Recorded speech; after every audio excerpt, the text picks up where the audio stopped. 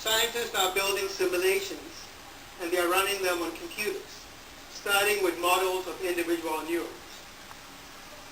With flash of electricity to 10,000 atoms. That's an enormous amount of traffic.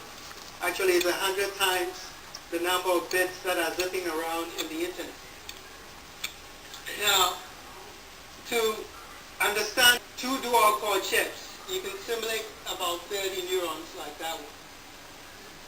With a 32-chip board, you can simulate a WIM's 302 neuron brain. And with a 32-board rack, you can simulate an ant's 10,000 neuron brain. And with a 64-rack supercomputer, you can simulate a honeybee's million neuron brain. That's depressing. You know, a $100 million supercomputer with $100,000 a month electric bill only gets us up to a honeybee.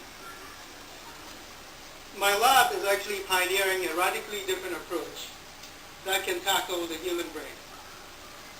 Instead of actually running these simulators on these computers, we are actually emulating directly the flow of ions across the membrane of a neuron with the flow of electrons across the channel of a transistor.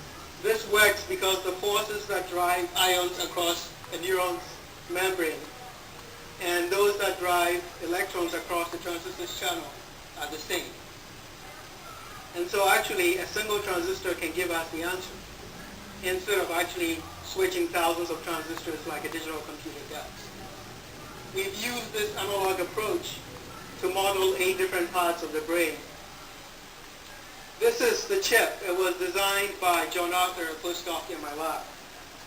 With just 750,000 transistors, it's as powerful as a rack, one of those racks that you saw. And it uses 1 million times less electricity. This is the blueprint for the chip. It models 1,300 neurons connected by 21,000 synapses. They are arranged in a 16 by 16 array on the chip. Each of these tiles models 84 synapses and 5 neurons.